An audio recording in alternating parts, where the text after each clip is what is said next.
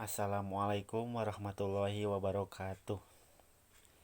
Selamat pagi anak-anakku yang Bapak cintai.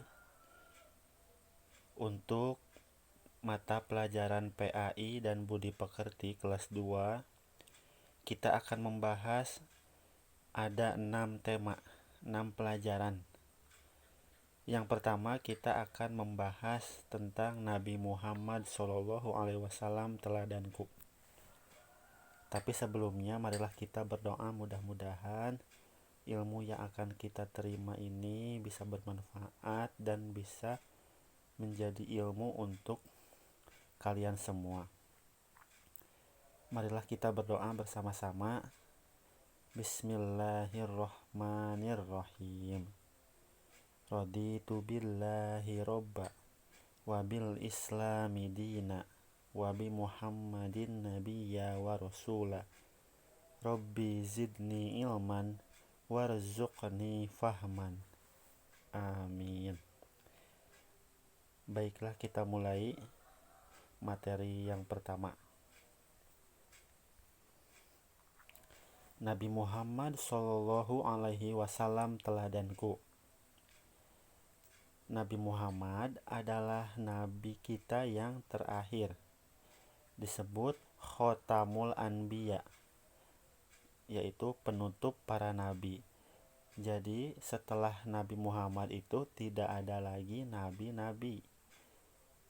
Jadi jika ada yang mengaku sebagai nabi, itu dipastikan nabi palsu.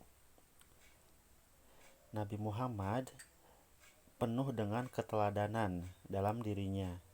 Sejak kecil, Nabi Muhammad dikenal sebagai seorang yang jujur.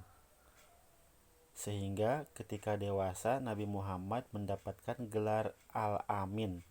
Al-Amin itu orang jujur, orang yang benar atau dapat dipercaya.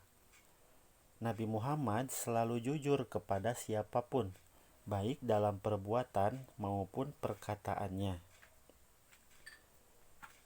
Anak Islam harus jujur seperti Nabi Muhammad.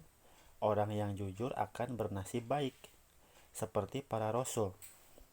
Marilah kita senantiasa mengamalkan sikap jujur ini dalam kehidupan sehari-hari, agar kita beruntung dan selamat dan bernasib baik.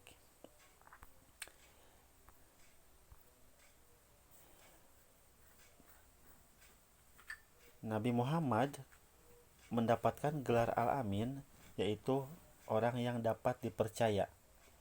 Ketika dewasa, Nabi Muhammad mulai berdagang. Beliau menjualkan dagangannya, dagangan Khadijah. Nabi Muhammad berdagang dengan jujur. Banyak pembeli berdatangan kepada Nabi Muhammad untuk membeli dagangannya yang dibawa. Pada usia 40 tahun, Nabi Muhammad diangkat menjadi Rasul, menerima wahyu yang pertama di Gua Hiro pada malam tanggal 17 Ramadan.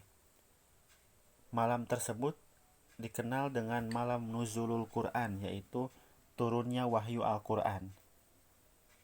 Setelah menjadi Rasul, Nabi Muhammad berdakwah mengajak masyarakat Mekah untuk menyembah Allah dan meninggalkan sifat-sifat yang tercela. Masyarakat Mekah ada yang mengikuti ajaran beliau, ada juga yang membangkang dan menentangnya. Meskipun ditentang, Nabi Muhammad tidak putus asa. Beliau terus-menerus berdakwah hingga akhir hayatnya. Kejujuran Nabi Muhammad membuat masyarakat percaya mengikuti ajaran Islam yang dibawanya. Nah, keuntungan bagi orang yang bersikap jujur itu hidupnya akan mujur, akan beruntung. Orang jujur tidak mau berbohong. Kebohongan mengakibatkan dosa.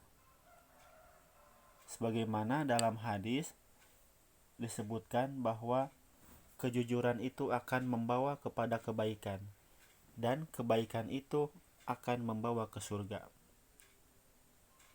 Maka itu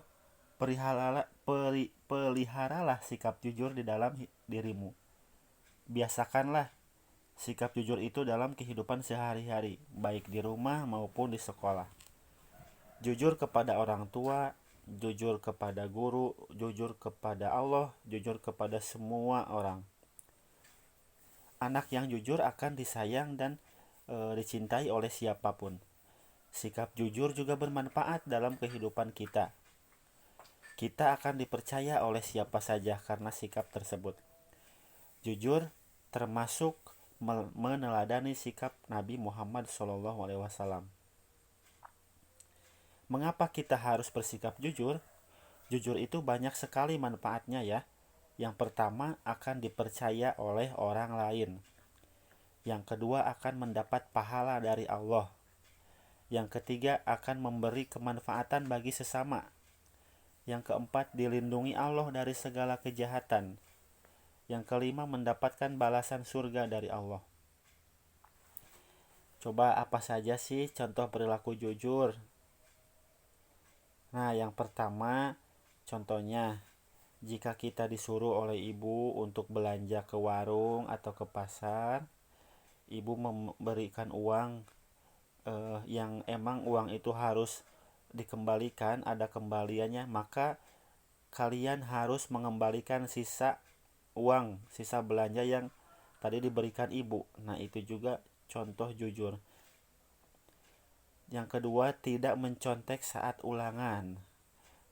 Orang yang jujur akan percaya diri akan hasil atau kemampuan dirinya sendiri tanpa melihat hasil kerja temannya. Jadi anak yang jujur tidak akan mencontek. Yang ketiga, orang yang jujur akan berkata sesuai dengan kebenaran, tidak mengada-ada, sesuai fakta. Yang keempat, orang yang jujur akan meminta maaf jika melakukan kesalahan. Jadi ketika kita berbuat salah, kita harus minta maaf duluan. Yang kelima, orang yang jujur tidak akan berkata bohong. Itulah contoh-contoh perilaku jujur. Nah, mulai sekarang kalian harus bersikap jujur ya, kepada orang tua, kepada guru, kepada teman, kepada semua orang. Dimanapun kamu harus bersikap jujur, baik di rumah, di sekolah, juga ketika bermain dengan teman. Nah, anak-anakku yang Bapak cintai, mungkin itu saja materi pelajaran PAI yang pertama, yaitu bersikap jujur, teladan Nabi Muhammad bersikap jujur, dan keuntungan berperilaku jujur. Mudah-mudahan materi yang pertama ini bisa kalian cerna dengan baik, dan yang penting, yang terutama, kalian harus senantiasa bersikap jujur dalam kehidupan sehari-hari. Siap? Siap, insya Allah. Baik, terima kasih. Pertemuan kali ini kita tutup dengan bacaan doa kifaratul majlis bersama-sama. Subhanaka Allahumma wa bihamdika asyhadu alla ilaha illa anta astagfiruka wa atubu ilaik. Wassalamualaikum warahmatullahi wabarakatuh.